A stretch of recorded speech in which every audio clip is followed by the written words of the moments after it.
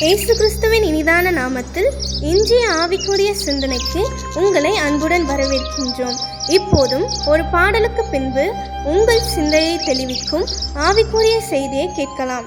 துன்பங்கள் தொல்லைகள் உன்னை சூழ்ந்து கொண்டாலும்,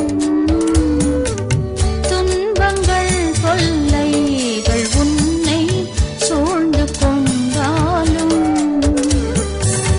அன்பர் உன்னை கேட்கும் நேரம் ஆனந்தம் வல்லோ, அன்பர் உன்னை கேட்கும் நேரம் ஆனந்தம் வல்லோ. சோர்ந்து போகாதே மனமே, சோர்ந்து போகாதே. ஆண்டவர் இரட்சகருமாக இயேசுவின் தன நாமத்தினால் உங்களை வாழ்த்துகிறேன். இந்த நாள் நம்முடைய ஆவிக்குரிய சிந்தனைக்காக சங்கீதம் 42:11 நான் வாசிக்கிறேன். என் ஆத்துமாவை நீ ஏன் கலங்குகிறாய்? ஏன் எனக்குள் தேங்குகிறாய்? தேவனை நோக்கி காத்திரு. என் முகத்திற்கு ரட்சிப்பும் என் தேவனுமாயிருக்கிறவரை நான் இன்னும் துதிப்பேன். சோர்ந்து போன நேரம், தொய்ந்து போன நேரம், வேதனையின் பாதையில் கடந்து செல்ல நேரம், தன்னைத்தானே தேற்றுகிற அந்த வார்த்தைகளை பேசுகிற ஒரு அனுபவம் அதிகமாய் உண்டு என்று சொன்னால் தாவீது ராஜாவுக்கு உண்டு. ஆத்மாவோடு அடிக்கடி பேசுவார். ஆண்டவர் செய்த நன்மைகள் நீ மறந்துவிடக் கூடாது, சோர்ந்து போகக்கூடாது. ஏன் தேங்குகிறாய்? தேவனை நோக்கி காத்திரு, தேவனை நோக்கி துதி. பல காரியங்களை எப்பொழுதுமே வேதத்திலே சங்கீதங்களின் மூலமாய் ஏராளமான காரியங்களை அறிந்து கொள்ள முடியாது. தன்னுடைய வண்ணாந்தர வாழ்க்கை, ஏமாற்றங்கள், எவ்வளவோ தோல்விகள், எவ்வளவோ நெருக்கங்கள், எல்லாவற்றையும் விட்டுவிட்டு கால்நடையாய் ஓடி போக வேண்டிய ஒரு சூழ்நிலை, சொந்த மகன் அப்சலோமினால் போராட்டங்கள், உயிர் தப்பி போக வேண்டிய நிலைமை எல்லாம் வந்தாலும் கூட, தான் மட்டும் தனித்து விடப்பட்ட நிலைமையிலும் கூட தாவீது சோர்ந்து போகாமல் தனக்குள்ளே தன்னை திடப்படுத்தி ஆண்டவரை சார்ந்திருக்கிற ஒரு அனுபவத்தை பார்க்க முடியும். அதன் வெளிப்பாடுதான் சங்கீதங்கள். சங்கீதங்களை வாசிக்கும் பொழுது ஆறுதல் பெறாத மனிதர்கள் யாருமே இருக்க முடியாது. இந்த இடத்திலும் அப்படித்தான் எழுதியிருக்கிறார். அதே தேவன் தான் நம்மையும் திடப்படுத்த விரும்புகிறார், ஸ்திரப்படுத்த விரும்புகிறார், ஆறுதல் படுத்த விரும்புகிறார், தொடர்ந்து ஓட வைக்க விரும்புகிறார். ஒரு சமயம் வேதநாயக சாஸ்திரியார் தனது குடும்பத்தோடு கூட யாழ்ப்பாண பட்டணத்துக்கு, அங்க இலங்கைக்கு ஊழியத்துக்கு போயிருக்கிற இடத்துல ஒரு இரவு நேரம் அவருடைய எல்லா பொருட்கள், எல்லா உடைமைகள் எல்லாம் திருட்டு போய்விட்டது.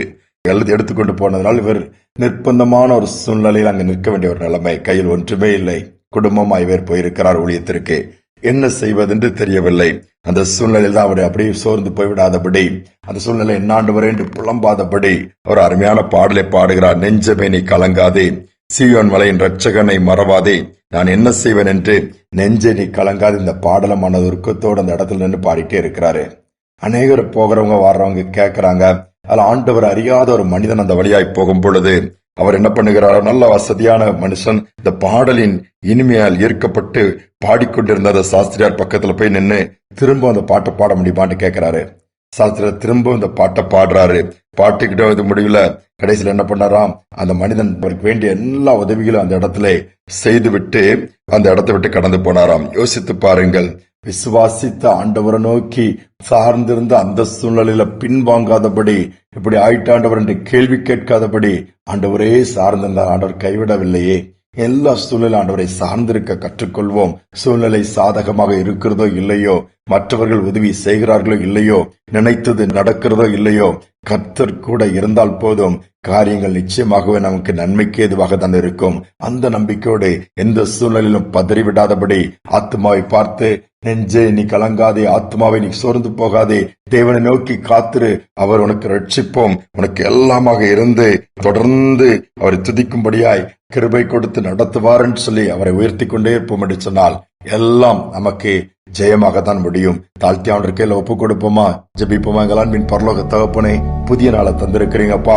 அநேக நேரம் அநேக காரியங்களில் சோர்ந்து போய்விடுகிறோம். அநேக நேரத்தில் என்ன செய்வதென்று தத்தளிக்கிறோம். அநேக இழப்புகளின் பாதையில் கடந்து போகும் பொழுது இனி என்ன இருக்கிறது, எல்லாம் தான் போய்விட்டது என்று சொல்லி உணர்ந்து அப்படியே உட்கார்ந்து விடுகிறோம். அப்படியல்ல, எல்லா சூழ்நிலையிலும் சோர்ந்து விடாதபடி, துவண்டு விடாதபடி, பின்வாங்கி விடாதபடி, அழைப்பை மறந்து விடாதபடி, ஆண்டவரை துதிப்பதை நிறுத்தி விடாதபடி தொடர்ந்து முன்னேறி செல்லக்கூடிய பாக்கியத்தை எங்கள் ஒவ்வொருவருக்கும் தருவீராக.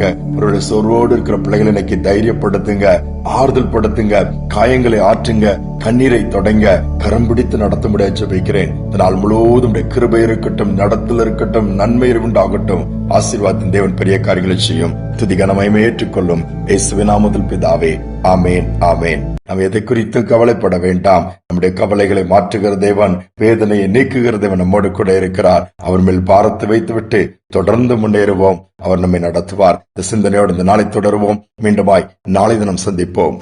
வீணை மேல் வீணை வந்தாலும் பெண் ஜாதி பிள்ளை மித்துரு சத்ருவாலும்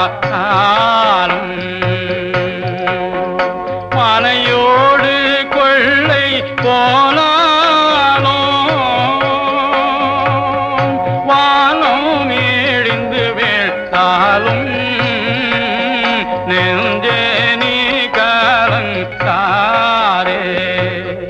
தீயோ மலையில் ரட்சகனை மறப்பாரே.